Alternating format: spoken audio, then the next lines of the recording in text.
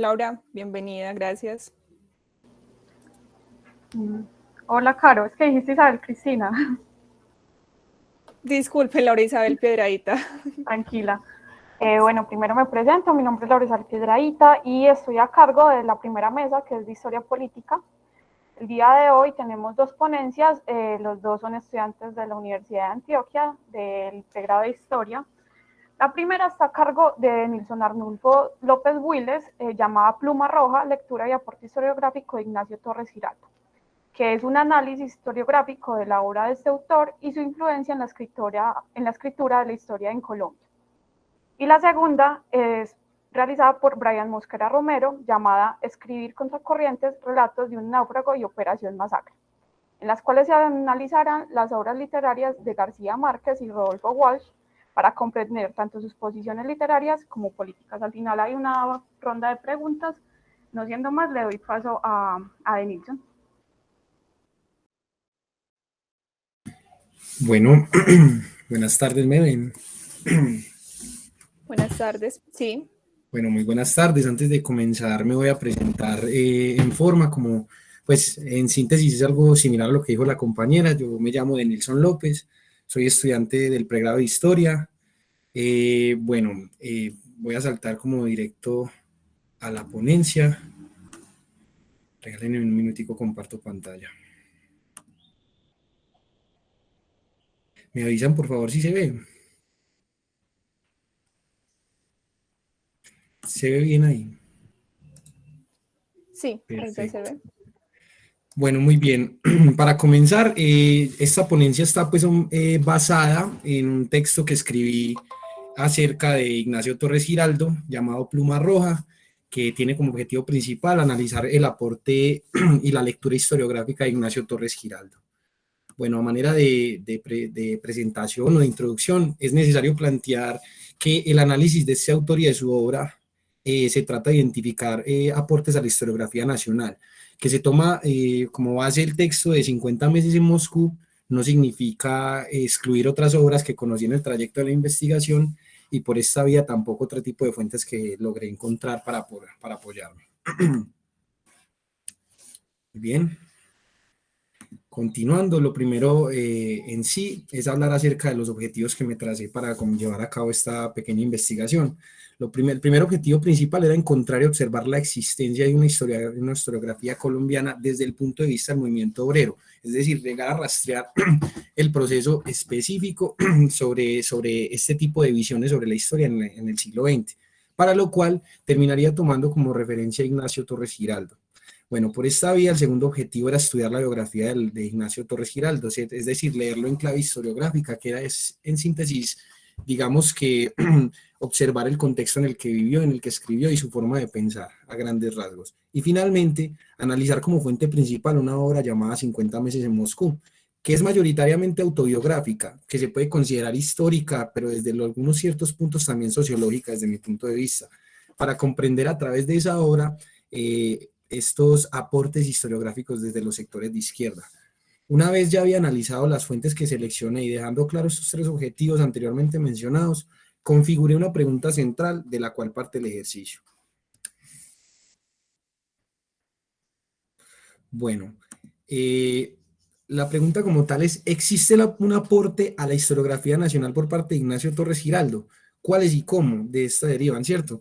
Para responder, simplemente tuve que ahondar en una lectura historiográfica del autor, como mencioné anteriormente, tratar de conocerlo, entenderlo, saber sus inclinaciones políticas, observar un poco de su vida pública, entre muchos otros aspectos.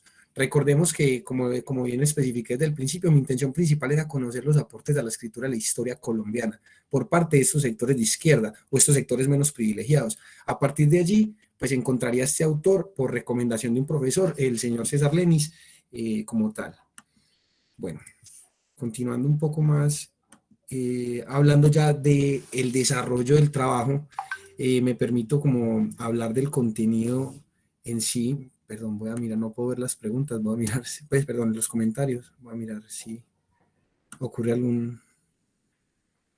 Ah, bueno, qué pena. Bueno, continúo. Hablar del contenido del trabajo en sí es hablar del origen y la vida pública de Ignacio Torres Giraldo. la Revolución Rusa e incluso pues cómo esta influencia su obra y su escritura. Hablar de los aspectos íntimos de la vida de Torres es algo muy interesante, ya que fue muy difícil hallar fuentes fiables o siquiera fuentes que ayudaran en el proceso investigativo, al menos con las herramientas que tuve a la mano en ese momento de cuarentena total en el que conseguí el trabajo. Por citar unos ejemplos, fuentes como algunos artículos del Espectador que pretendieron homenajear al autor en el 2018, así como las páginas oficiales del Banco de la República, lo mostraron como oriundo de Medellín, incluso nació en 1892, pero podemos ver en varios de los textos de él, digamos, que él declara haber nacido en 1893 en el municipio de Finlandia, en el actual Quindío. Este mismo dato se sostiene en otras fuentes de época que logré encontrar, como el libro de bautizo donde está registrado.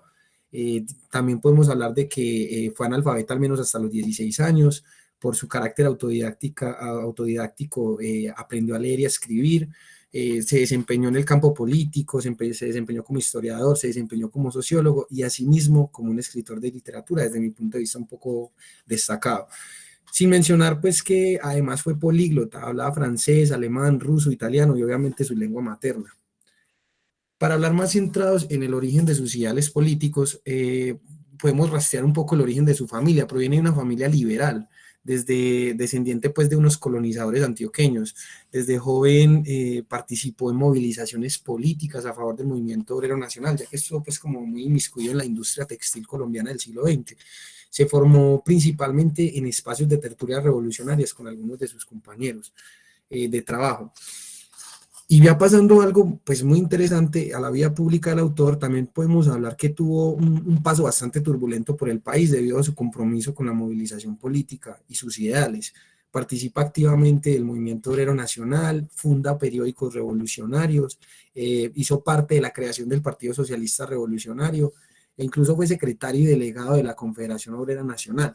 Se moviliza por varias zonas del país comprometido con el partido, busca en todo momento exacerbar movimientos obreros o huelgas o protestas obreras en varias coyunturas de Colombia a lo largo de la década del 20. Podemos hablar de las protestas sobre las petroleras, incluso las protestas de las bananeras también tuvo algo que ver. Pues, también desde 1929 desde 1926 hasta 1929 podemos ver que también estuvo en varias ocasiones dentro de prisión. Para 1928 se le exilia de Cali definitivamente, donde estaba su trabajo, su vida y su foco de acción política. E incluso tras los sucesos de las bananeras, termina trasladándose en el 29 de incógnito hacia la zona con el fin de exacerbar nuevas protestas referente a la masacre. Bueno, esto es necesario matizarlo porque gracias a este presidio del 28, de 1928, donde se le exilia desde donde está radicado de Cali, también se le prohíbe, digamos, moverse libremente a lo largo del país. Obviamente identificado desde el gobierno como un alborotador, cualquier, digamos, movimiento debía ser reportado o al menos no podía moverse pues como tal libremente. Bueno, en este momento cuando se mueve al Alto Magdalena, termina siendo descubierto y puesto nuevamente en prisión. Desde el presidio, él mismo propone un exilio hacia Panamá, con el fin de escapar desde el Pacífico hacia Buenaventura y volver desde allí a Cali. Y aunque el gobierno aceptó exiliarlo, más tarde que temprano se daría cuenta que el barco en el que se iba hacia Panamá no estaba tocando ningún puerto conocido del Caribe. Y tras preguntar al capitán, terminaría dándose cuenta que va rumbo a Europa. En síntesis, para explicar este hecho, podemos ver que en ningún país de Centroamérica lo quiso visar. Y solo un encargado de negocios de Países Bajos lo había hecho. En alguno de sus textos, donde él menciona este incidente, él habla de que la razón de su exilio a Europa se debió al sabotaje y la presión del gobierno norteamericano, en compañía pues, de la famosa United Fruit Company. Y lo interesante es ver que ese barco en el que viajaba pertenecía a la United Fruit Company. Bueno, la llegada a Europa fue una casualidad bastante fundamental en la vida y en la obra de este hombre. En uno de sus presidios en 1928 había sido electo representante de la Confederación Obrera Nacional para la Internacional Sindical Roja que se llevaba a cabo en 1929, algo de lo que solamente se iba a enterar en su llegada a Europa, luego de acercarse a la embajada alemana a pedir asilo político. Y justamente en diciembre de 1929 se llevaría a cabo esta reunión especial en el Palacio del Trabajo de Moscú. Bueno, para hablar del exilio a Moscú es un acto, pues, un hecho fundamental en la concepción de toda la obra literaria de este señor, pues, digamos, en esos años entre el 29 y el 34 que vivió en Moscú, aprovecharía para hacer un análisis y una radiografía de la sociedad soviética, demostrando una profunda admiración que permearon gran parte de sus pensamientos plasmados en algunas de sus obras en la etapa de 1934 y 1942, donde vuelve a Colombia y empieza pues como tal su mayor producción literaria. Su aporte a la escritura de la historia ha sido pues muy minimizado a lo largo de los años. Pues se sabe que por el archivo que en estos momentos se encuentra en la Universidad del Valle, que fue bastante juicioso y constante, pero solo hasta el siglo XX, muchas décadas o varias décadas después de su muerte, es que se está empezando a publicar muchos de sus trabajos, lo que demuestra de alguna u otra manera, y se ve más en síntesis cuando uno entra a la fuente, lo polémico que era su pensamiento para la época, no solo para el Estado, sino también incluso para otros sectores de izquierda. Bueno, en la actualidad pues está siendo bastante rescatado, ya se están empezando a hacer muchos estudios sobre sus aportes o incluso se está empezando a integrar mucho de lo que el hombre trabajó, llegando a ser incluso considerado uno de los pioneros en los estudios científicos con enfoque obrero, con enfoque de izquierda o simplemente con enfoque social. Bueno, un poco me gustaría también ahondar sobre las fuentes o digamos cómo se configuraba el pensamiento y los ideales del autor. Y es que desde sus primeros momentos en la lectura, sus referentes de pensamiento durante la juventud fue el político y abogado Rafael Uribe Uribe. Pronto comenzó a leer el mundo obrero europeo de la época y durante la época de la Gran Guerra comenzó a una fascinación por el socialismo utópico y pacifista que según el mismo autor en algunos de sus textos también diría que no tiene pues una salida revolucionaria o planes de acción frente al sistema capitalista que percibía en crisis. No iba a tardar mucho en conocer la obra de Lenin y por esta vía también volverse seguidor del camino ruso-soviético. Leí a algunos autores latinoamericanos, sobre todo argentinos y peruanos, pero sentía una preferencia por los teóricos europeos. Y finalmente, ya bien entrado en este mundo, ya conoció a Marx, conoce a Marx de manera tardía, incluso él se declara marxista y empieza a leer a Marx con juicio después de llegar de la Unión Soviética, de Rusia, bueno, de la Unión Soviética. Podemos mirar lo siguiente. Bueno, hablando un poco más del objetivo central de la obra, o cuál es la relación, intencionalidad de esta obra, y adentrándonos un poco más en 50 meses en Moscú, este es un escrito que tiene como objetivo central analizar las grandes realidades históricas que le ofrece al mundo y a la humanidad la Revolución Rusa y la instauración de una nación como la Unión Soviética. Para ello, él cumple con ese tema por medio de la demostración de una realidad objetiva, subjetiva, veraz desde su punto de vista, a través de la vida político-social de la URSS, además de dibujar las diversas capas que componen la sociedad en el país de los obreros. Un poco también me gustaría hablar de los aportes metodológicos que desde mi punto de vista puedo percibir como innovadores. Las metodologías de este autor no encajan con lo que uno esperaría de la historia nacional, al menos pues desde en esa época, pues no sigue exigencias de métodos típicas de la historia. Esto se debe a que pues él como tal no fue formado en una academia, tampoco es que haya vivido en una Colombia que tuviera una academia de la historia todavía, o al menos pues en su primera etapa, y también se debe a que se dedicó a muchas otras cosas. Él fue periodista inicialmente, escribió literatura, fue sociólogo. Entonces esta flexibilidad caracteriza su estilo de escritura, que es bastante libre, bastante literario y si se quiere prosaico.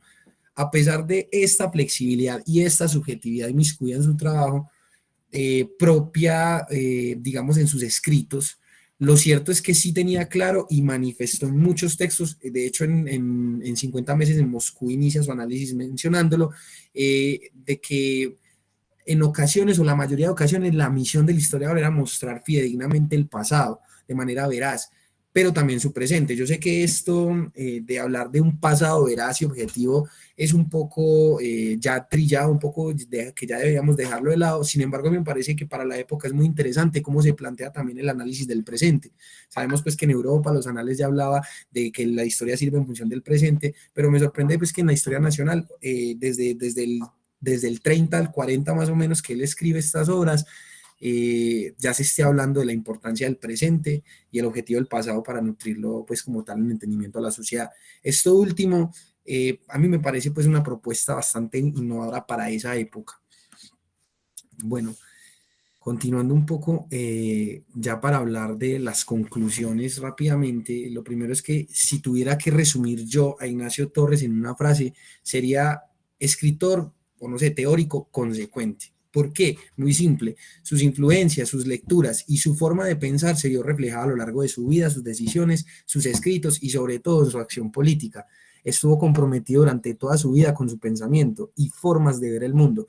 Eso hizo que se involucrara en el mundo obrero de forma muy íntima, asumiendo su rol en Rusia de manera gustosa, por ejemplo, a pesar de la desgracia, y bueno, y que sus preguntas de investigación también estuvieron en consonancia con el camino que le mostró la lectura de las diferentes lecturas del socialismo. Por eso podemos hablar de un ejemplo, la obra magna que lo caracteriza, Los Inconformes, son 5 tomos que se encargan de revisar la historia del siglo XIX colombiano desde la óptica de los oprimidos. Ya es un debate qué tan pertinente es eso, que es para otra conversación, pero que digamos de alguna u otra manera instaura o ayuda a instaurar una nueva metodología para entender la historia colombiana. Y ahora, en cuanto a los aportes de la escritura de la historia, personalmente creo que su gran aporte a la historiografía colombiana fue el expandir los enfoques de la historia nacional desde muy temprano. Involucra sus pensamientos en la historia y en las ciencias sociales que quería hacer él. Algo muy innovador en una época que simplemente observó al historiador como alguien que pretendía objetividad total y ser solo un mero revisionista de los hechos. Tal vez él no haya pensado en eso, o quizás sí, pues de pronto no lo sé, no podemos saberlo como bien lo planteo. Lo que sí es seguro es que se atrevió a sacar tesis sobre unas fuentes y proyectar preguntas y conclusiones innovadoras y necesarias para la historia nacional. Un gran aporte que realizó Torres Giraldo y sobre todo en su obra a la historiografía nacional y la disciplina histórica, podemos hablar también que pues es un proceso, bueno, al final de esta historia pues es un proceso trágico con un final un poco agridulce.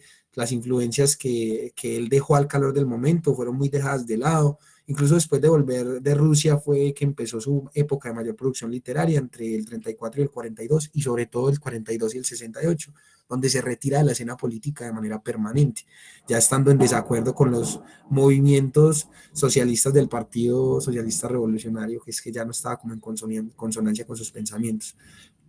Bueno, casi ninguno de sus escritos fue publicado hasta que su hija, pues Ucrania, donó en el año 2005 su archivo en la Universidad del Valle, donde pocos se han ido publicando pues poco a poco de algunas de sus obras, aunque por lo que se sabe son ínfimas en comparación a la totalidad del repositorio.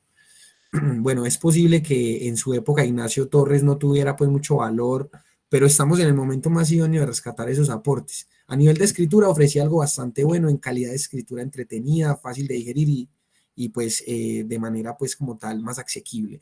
Sus propuestas o proposiciones parecen muy cercanas a los que están llenando la escena de las ciencias sociales en nuestro país actualmente y nos abre el paso a una metodología muy rica y variada que nos permite expandir la esfera de influencia de la producción académica.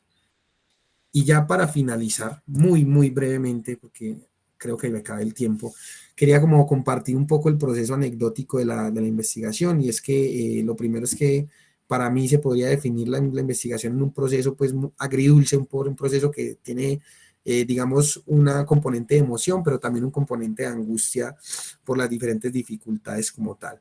No fue posible acceder a muchas de las fuentes del autor, simplemente porque pues no están digitalizadas y porque no había forma ni de viajar, ni económica, ni de manera pues viable pues entre la pandemia.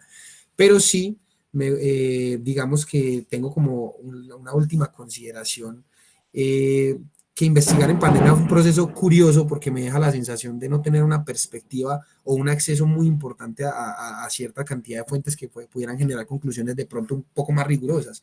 Pero sí es cierto que estimula la creatividad, no solo para encontrar fuentes, sino también para saber qué hacer con las fuentes que se tienen a la mano, para más o menos tratar de generar conclusiones que puedan ser lo más responsables posibles. Pues no siendo más, les agradezco mucho su atención y qué pena la demora. Traté de ser lo más conciso posible.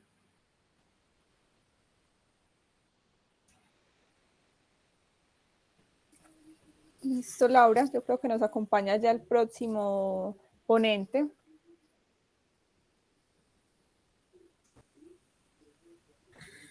Perfecto.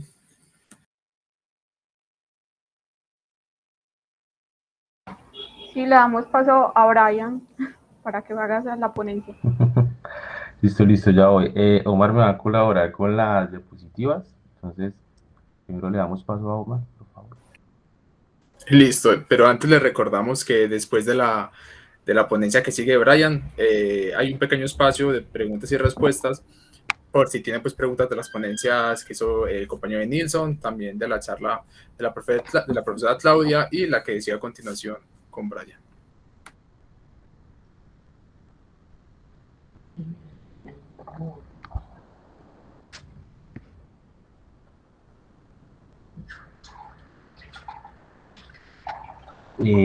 Bueno, muchas gracias, Omar. Yo te voy pues como avisando cada vez que me ayudes a pasar las diapositivas. Bueno, la ponencia se llama Aproximaciones a la narrativa periodística de Rodolfo Walsh y García Márquez, a partir de dos obras de ellos que tienen muchos puntos en común, no solo por la época en que se encuentran, sino por las intenciones y la narrativa que imprimen en sus escritos, que va muy de la mano con lo que nos permitió entender la profesora Claudia, en el sentido de recuperar, como quien dice, y privilegiar las nuevas voces y las nuevas fuentes. Pues ambos no son historiadores como tal, pero creo que su forma de escritura nos puede, y el contexto en el que se puede enmarcar la obra de ambos, pueden dar a entender un poco los debates hoy día de la forma de hacer historia y los debates hoy día en la ética misma que tiene la escritura a la hora de acercarse al pasado. Entonces, pues bueno, Omar, ya puedes pasar, porfa.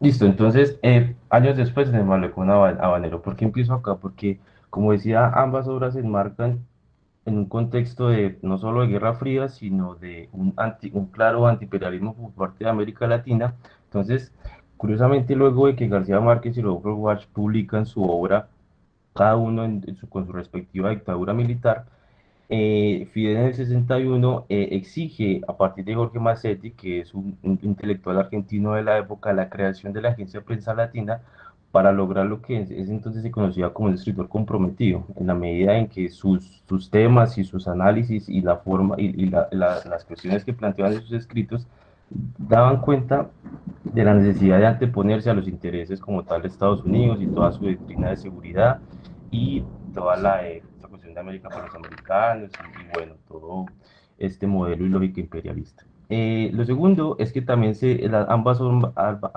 obras se enmarcan en lo que se conoce como testimonio, literatura y narración. Pues más adelante voy a explicar por qué, ya que en esta época se da, curiosamente también en el 61, son los juicios de Eichmann y en Israel frente a todo lo sucedido en el Holocausto. Entonces empieza a darse una nueva enunciación de lo ocurrido a partir del testigo. No es solo la memoria como aquel artefacto que nos permite conocer los hechos victimizantes, sino es el testigo el que nos debe contar ahora. Entonces, pues, esos son como los tres ejes transversales en los que se enmarcan a ambas obras. Omar, por favor. Entonces, bueno, para este escrito que pues lo realicé hace unos, no sé, 3 años para un curso de historia general, voy a coger 4 tesis muy a la abuelo de pájaro, dado pues el tiempo. La primera es la tesis de Benjamin, su tesis sobre la historia, este autor alemán. Me basé en él porque él en las tesis que las leía a partir, pues no releídas, pero sí Reyes Mata, tiene unos muy buenos acercamientos a las tesis, y él menciona que Benjamin habla de la tesis sobre la historia como un pasado de los vencidos que constituye, y lo que tiene que hacer el historiador es ver ese pliego oculto del presente, y esto solo puede confiarse en la memoria. Entonces, para Benjamin, el historiador debe cepillar la historia con trapelo. Eso quiere decir convertirse, dice Benjamin, en un trapero, o sea, escarpar los desechos que no cuentan para el tiempo lineal, homogéneo y vacío que se trataba en el historicismo. Luego también esta cuestión de los estados de excepción, un poco basado en la nueva vida de Giorgio Agamben, cuando él habla que los estados de excepción, bien sean dictaduras, bien sean totalitarismos, radicalizan las posiciones políticas de los sujetos y ponen en entredicho esta cuestión del hecho y el derecho. Es decir, que el derecho, aquel aparato jurídico, legal y consensuado, ya no es tan importante como el hecho de defender los intereses comunes del dictador de turno o el totalitarista de turno o el bien de la nación. Entonces, en cuanto a el escritor de la historia según Traverso, Traverso es muy agudo cuando nos habla, el texto también lo mencionó la profesora Claudia, él nos recuerda a Ginsburg y dice que la escritura como tal del historiador debe ser una especie de juicio, recordando un poco también los juicios de Eichmann y los juicios provocados a partir de los testigos, que son los que tienen a fin de cuentas la última palabra de un hecho victimizante. Entonces él dice que Ginsburg de alguna manera tiene una escritura influenciada por el derecho, como un escenario donde se exhiben las pruebas y con retórica argumentativa se debe convencer al público sobre la base de los hechos dilucidados y compuestos con la paciencia del oficio. Es decir, tratar de enseñar todo el tipo de arsenal, todo el tipo de rigurosidad histórica, todo el tipo de voces, de fuentes para lograr darle centralidad a los hechos ocurridos durante cierto momento. Y ya por último, el juicio de los testimonios en la era del testigo es el texto de la historiadora francesa, cuyo nombre no va a pronunciar por miedo a los francófonos de acá, que es Gueviorca, no sé cómo se pronuncia, pero en la era del testigo ella dice que durante los juicios de Israel en 1961, la memoria de las víctimas del genocidio se convirtió en un elemento central para definir no solo la identidad de las víctimas, sino una nueva dimensión de tratamiento de la historia frente a hechos como el Holocausto, o no sé, como la violencia política, o como las dictaduras, que son los ejercicios de gobierno que se enmarcan las dos obras que voy a tratar a continuación. Omar, por favor, me colaboras. Listo. Entonces, bueno, un breve contexto, así muy a vuelo de pájaro. La Revolución Libertadora fue la que sacó a Perón, lo exilió en su momento en Argentina. Pues sabemos, Perón está muy asociado al populismo y tuvo muchos detractores, entre ellos los militares. Entonces, la Revolución Libertadora se dio en el 1955 y luego en el 56 se da el levantamiento del Valle, que era un militar un poco al margen de todo lo que mandaba la doctrina de seguridad del momento, y él arma un poco unos de civiles y los hace levantarse contra la dictadura, con tan mala suerte que la verdad no logró nada. Lo único que logró fue un fusilamiento. El fusilamiento es lo que trata Rodolfo Walsh como tal en su texto. En cuanto a García Márquez y la época de Rojas, pues solo hace falta, como quien dice, acercarse un poquito al texto de Gonzalo Sánchez en la Nueva Historia de Colombia, cuando él dice que, pues, a ver, Rojas se subió como con una anhelada pacificación nacional, empezó a negociar con los guerrilleros, con los movimientos de los liberales comunes, los liberales limpios, pero cuando empezaron los primeros signos de pacificación y se dieron cuenta de que eso no funcionaba, Rojas empezó con una lógica muy de la dictadura militar, y fue primero, pues todo estalló en el 8 y el 9 de junio del 54, cuando las protestas urbanas de los estudiantes, murió Uriel Gutiérrez, y a partir de ahí, digamos, también la anécdota de la Plaza de Toros de la Macarena, donde mandó a matar a todos por haberse burlado de su hija, una hija que puede tener un símil con Eva Perón. Y en términos de la prensa de la época, se habla de un oficialismo y la censura. Si uno se acerca, digamos, a las memorias de García Márquez, de Rodolfo Walsh no escribió memorias, pero sí dejó un largo historial de escritura y de reflexiones. En las memorias de García Márquez, él habla un poco de cómo el gobierno militar controlaba la censura, en el sentido de que todo lo que ellos publicaban debía tener un corrector de censura ahí mismo presente en el periódico. En esa época García Márquez escribía en El Espectador, entonces ellos debían como quien dice, dar el chulito, dar el visto bueno para ver qué pasaba y qué se publicaba. En esa medida, bajo todo este contexto, es que nacen los dos textos que de Rodolfo Walsh y García Márquez. ¿Me regalas, Omar, por favor, la otra? Bueno, así a síntesis, ¿en qué se trata? No, pero Operación Masacre se divide en tres. Primero, él da una descripción muy al estilo de la polifonía, muy al estilo de, como mencionaba Actin en su lectura sobre Dostoyevsky, de cómo ponerla por igualdad de términos las voces que se plantean en un ejercicio literario.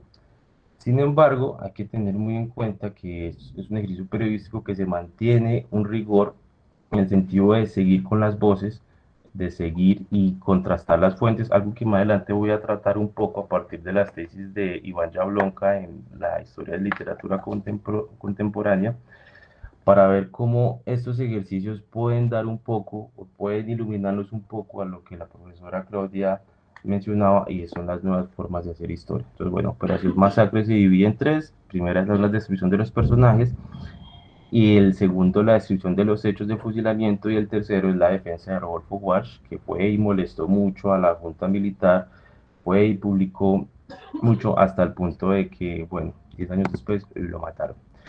El relato de un náufrago es la historia de un marinero de Colombia que pues iba en un viaje hacia Estados Unidos y bueno, la cuestión fue que el destructor Caldas, se llamaba el barco, pues no era un barco como tal de mercancías, se naufragó y solo sobrevivió Luis Fernando Velasco. Y él duró a la deriva del mar prácticamente 2 semanas y luego fue encontrado en una playa del Caribe. Y ahí, bueno, es un héroe. Al principio es un héroe porque lo tratan como un sobreviviente, pero luego se dan cuenta que en realidad el barco tenía mercancía para el Norteamérica, para ciertos compradores gringos, y eso era ilegal en su época. Y bueno, eso va a traer un montón de problemas debido a la dictadura. Omar, regálame otro. Bueno, porque entonces aquí son como los puntos en común que yo encontré. Porque es una noticia refrita, y eso se trata un poco de lo que mencionaba en su traverso, de cómo el monopolio de la información se da a partir de regímenes totalitarios y de dictaduras. Pero es una noticia refrita porque el oficialismo ya había dicho por la parte de Operación Masacre que no había habido ni un solo muerto ni un solo fusilamiento, de manera que lo que se estaba reclamando y que en la revolución del Valle, en el levantamiento del Valle, la verdad no había sucedido nada. Y en García Márquez se da el relato de un náufrago porque Rojas Pinilla dijo que realmente este náufrago era un héroe, que había sobrevivido a la deriva, pero finalmente se descubrió de que era una tormenta del que el destructor Caldas tenía una mercancía, que lo cual no es legal, y eso provocó luego la censura del periódico.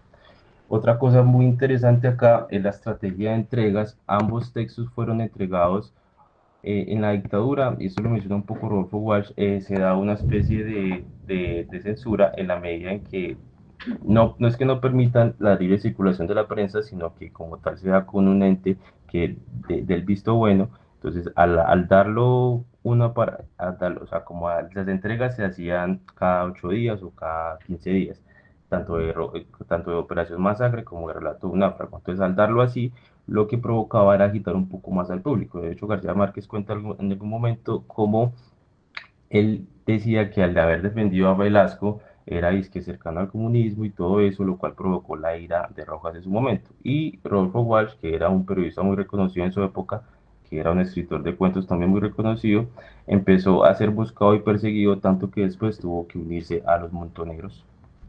Sigue, Omar, por favor.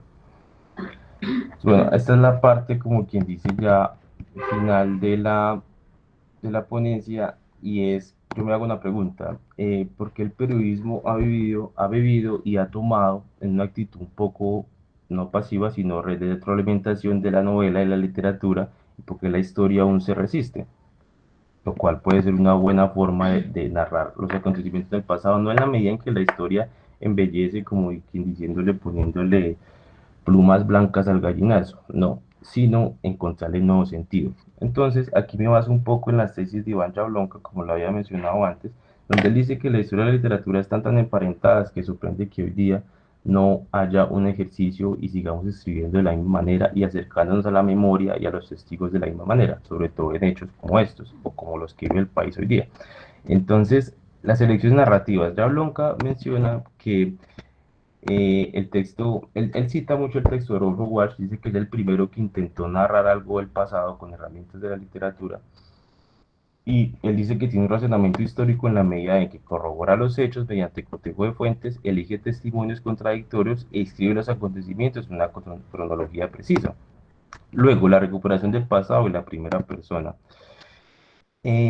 Yablonka menciona que la recuperación del pasado es obra de la memoria secundada por la justicia, un poco rememorando lo que decía de la era del testigo, de la importancia de la historia no como un ente jurídico, sino que proporciona herramientas para encontrar qué fue lo que pasó, y no tanto para hallar culpables, sino para que no se vuelva a ocurrir. Para hallar culpables, pues para eso están los abogados, que hay muchos. De manera que la literatura que se preocupa por la memoria y sobre todo la historia que se preocupa por la memoria tiene muchos ejercicios que van muy pegados a historiadores de la época, digamos, no sé, Paul Valéry en sus ejercicios sobre los campos de concentración, incluso en muchos Dostoyevsky o Chekhov tienen recuerdos de cuando los encarcelaron en la época antes de la Revolución Rusa. Tiene la Casa de los Muertos de Dostoyevsky, que son sus memorias, y la isla de Sajalín de Chekhov, que son también sus memorias. Entonces él dice que la prosa documental da a la literatura una exactitud que también busca y siempre ha buscado la historia, pero sobre todo una sobriedad en textos que ante el totalitarismo dan una declaración de que la escritura debe inventarse y dar un nuevo sentido en lo que se está transmitiendo al público, porque son hechos tan preocupantes que deben narrarse de una manera poco sobria, o con sobria no digo que no objetiva, a la hora de entregar algo al público. Porque la polifonía, si dialogan voces o dialogan fuentes. Creo yo que hoy día, tomando los ejercicios de García Márquez y Rodolfo Walsh, hoy día se puede dar ese tipo de usos, y lo nombra Jablonka, que también es historiador, francés sobre todo, y él dice que las voces y las fuentes hoy día deben ser un poco más abiertas ante la complejidad de la sociedad. Eso también lo mencionaba en algún tipo Mauricio Archila, donde decía que uno no habla de fuente oral y fuente escrita, uno prácticamente habla solo de fuentes, la fuente puede ser cualquiera, y lo reacio de hoy día de la academia hacia ese tipo de fuentes es una cuestión reacia un poco anacrónica. Entonces, eso para tener en cuenta a la de escribir la historia. Otra cosa que es la ficción del método, y me gustó mucho como la profe Claudia lo mencionó, es que la ficción del método es darle un nuevo sentido a cómo escribir la historia. Entonces, digamos, hay veces la gente tiene miedo de intimar, en el sentido de que intimar es cómo hacer más real, cómo llenar un poco más de color los escritos del historiador. Y menciona, digamos, el texto de Brodel de Felipe II, donde él dice, cito, no es un hombre de grandes ideas, dice Brodel, sin saber si Felipe era un hombre de grandes ideas. No creo que la palabra Mediterráneo haya pasado jamás por su mente con el contenido que nosotros le atribuimos. Esto es una licencia completamente que regala un nuevo sentido a las interpretaciones de las fuentes. Otra es el ejemplo de Duby con Guillermo el Mariscal, donde dice, el conde Mariscal ya no puede más, ahora la carga lo aplasta. Esto lo veía venir y desde hacía algún tiempo, sin decir nada, se preparaba para su última aventura. En estos textos, digamos, es preciso distinguir qué es lo dado por cierto, qué es algo conjetural, o solo escribir en la medida en que nos regala un nuevo sentido a lo que estamos tratando de comunicar. Otra cosa que yo creo que esta última diapositiva es como una pregunta de por qué el periodismo de su época y hasta hoy día se ha acercado un poco a la escritura de la historia, y la historia como tal no ha dejado un poco al margen los aportes de la literatura y las novelas. Y es algo que siempre nos dicen las investigaciones, digamos, nos ponen siempre a diferenciar entre el tiempo cronológico y el tiempo histórico. Y recuerdo, digamos, las cartas a un joven novelista, Vargas Llosa, donde también él diferencia entre el tiempo cronológico y el tiempo literario, mencionando que el cronológico es el que pasa, el que es como tal lineal, homogéneo, como lo mencionaba Benjamin, mientras que el histórico es esa parte que nosotros queremos dar vivencia y recuperar, y el literario también es esa parte esa parte que el novelista quiere dar, quiere recuperar y narrar su historia. Entonces, más que exponer acá, era como dar una aproximación a cómo estas obras de ambos escritores en su tiempo sirvieron para desmontar historias oficiales, pero también sirvieron para ampliar un poco el margen de la escritura. Muchas gracias, Brian. Creo que podemos seguir entonces con la ronda de preguntas. ¿Alguno tiene? Por favor, lo escribe por el chat.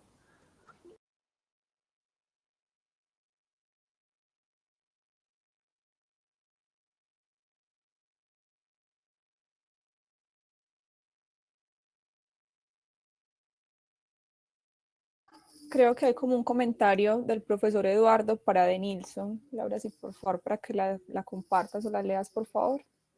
Claro. Claro que sí. No, si quieres de Nilsson, dale.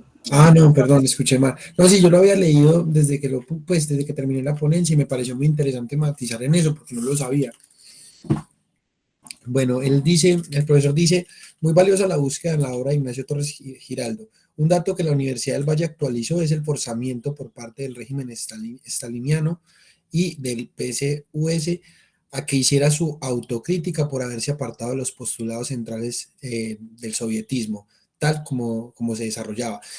Ahí pues yo interpreté como este comentario como a obligarlo a dar explicación del por qué se alejó de su camino político, pues porque se aisló de la acción política, o sobre haberse alejado del sovietismo como tal para postular otras tesis distintas, ¿no? Pues en ese sentido como que me gustaría pues ahondar un poquito más en eso, pues como que el profe si puede nos dé una explicación que me parece muy interesante ese dato.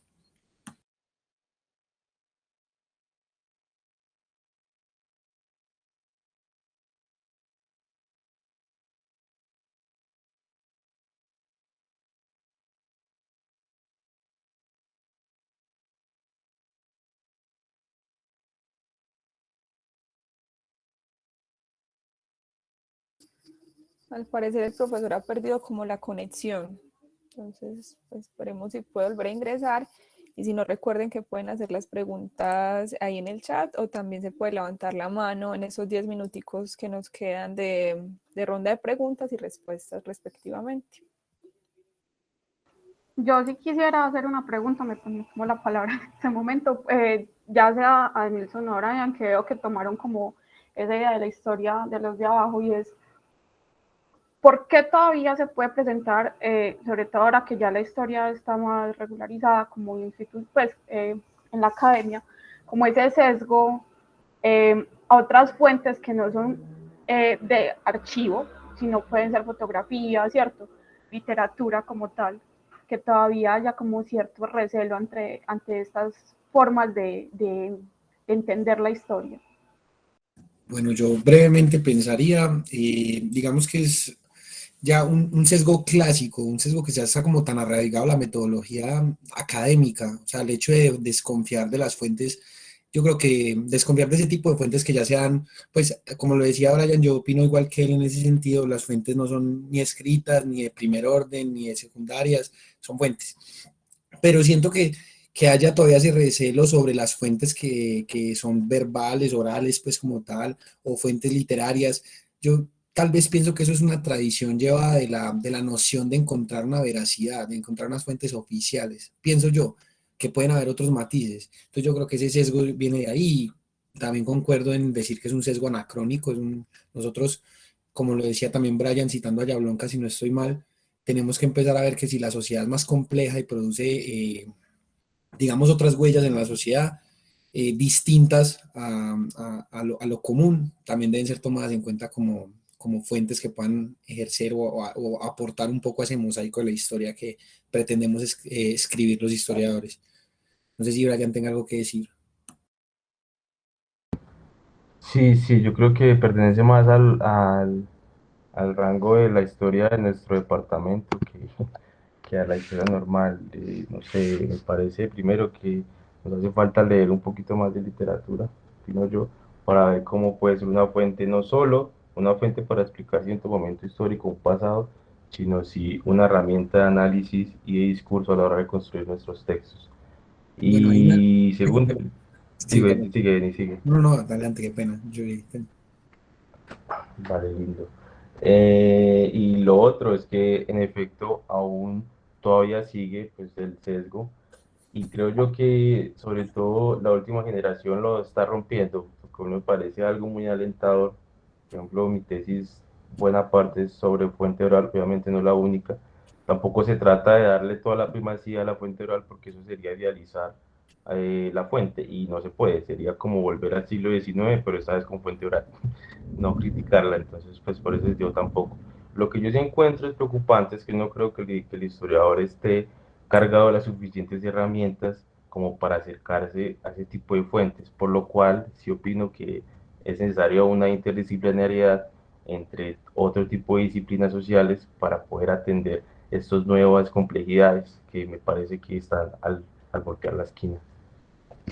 Bueno, yo iba a acotar también sobre eso de las fuentes, digamos, yo tenía una partecita de la exposición que no decidí descartar pues por el tiempo, en el cual hablaba de cómo trabajé esas fuentes y, por ejemplo, yo siento que todas las fuentes en igualdad de estatus valen, así sea que estén erróneas. Entonces, incluso en este ejercicio, yo encontré en las fuentes oficiales más errores que en fuentes que no se considerarían fiables. Incluso eso me motivó de alguna manera a introducirme a este tipo de blogs que todo cualquiera puede, digamos, cualquiera puede editar y que por eso son increíblemente poco fiables para muchos. Y me encontré pues con que había cosas en más consonancia con documentos de época que las propias fuentes del Estado, como las del Banco de la República, como las del Espectador, por ejemplo. Y eso es muy interesante de ver. Yo siento que fuente es fuente y que deberían ser tomadas en cuenta, obviamente con el debido cuidado que se debe ejercer a todas las fuentes en especial, pero que de todas formas todas arrojan una realidad o arrojan unas conclusiones que pueden aportar la pregunta. Y qué pena pues por excederme un poquito en tiempo. No, no, muchas gracias. Y para darle la palabra a Claudia Bendaño. Bueno, yo quisiera decirles algo sobre las fuentes y lo que han dicho tanto Brian como Denilson, y es que tienen razón, pero hay también un problema, y es que durante muchísimo tiempo hemos venido trabajando con la idea de que en la historia, como en las ciencias humanas y sociales, no hay verdades absolutas. Y sin embargo, a pesar de que lo afirmamos, parece como si fuera un discurso de dientes para afuera. En otras palabras, como si todavía pensáramos que hay absolutos y que hay una concepción que se llama objetividad. Entonces es muy frecuente encontrar que muchas personas que se resienten del uso de fuentes, por ejemplo, que tengan que ver con el arte, ya sea desde las artes escritas, las artes escénicas, las artes plásticas en general, se considera que son producto más de la subjetividad, más de la ficción, más de una interpretación muy individual y muy marcada por el creador. Entonces eso inmediatamente induce a pensar de que no hay una verdad absoluta. Desde que sigamos pensando en términos de verdades y, digamos, de falsedades, creo que vamos a seguir trabajando exactamente con la misma clasificación de fuentes primarias, secundarias y terciarias, dándole valor, por ejemplo, como lo que decía Denison, de fuentes oficiales que damos por sentado, que entonces si son ellas, entonces tienen que ser verdades absolutas. No debemos olvidar que en términos incluso de las fuentes oficiales hay un interés y hay una intencionalidad de ellas. Algunos autores han hablado de lo que se llama la memoria o el rostro oficial y el rostro real. El rostro oficial, aquel que queda para la historia. ¿Pero qué tipo de historia? Es una historia donde usted espera encontrar unos datos que sean exactos, que sean concretos y que sean reales, pero son manipulables, los unos como los otros. El ejercicio del historiador es hacer una lectura. Y hacer una lectura es en todos los términos, no solamente de lo que se llamaron fuentes escritas. Una lectura es una lectura a la sociedad, es una lectura a los colectivos, una lectura a lo que producen los colectivos. La danza, por ejemplo, el canto, digamos, cualquiera de las expresiones incluso dramáticas o de teatro, también tienen unos contenidos que un historiador debe estar en la capacidad de saberlas leer. Prácticas que han sido denominadas como parte del folclore popular y con eso como que lo bajan de categoría, es entender que esas expresiones de folclore tienen que ver con realidades y vivencias particulares de grupos humanos. ¿Qué tiene que hacer el historiador? El historiador tiene que aprender a leerlas. Pero como decía Brian, no tenemos a veces la capacidad de hacerlo. ¿Por qué? porque nos hemos imbuido tanto en la historia como si fuera una especie de ciencia, como que absoluta, con unos linderos muy bien definidos, y se nos ha olvidado que entre el campo de las ciencias humanas y sociales, los linderos se deben perder, que debemos ser capaces de movernos en términos de otras prácticas, adquirir y ser capaces de administrar, por ejemplo, cierto tipo de, digámoslo así, herramientas que tengan que ver con la antropología, con la sociología, con la filosofía, con el arte.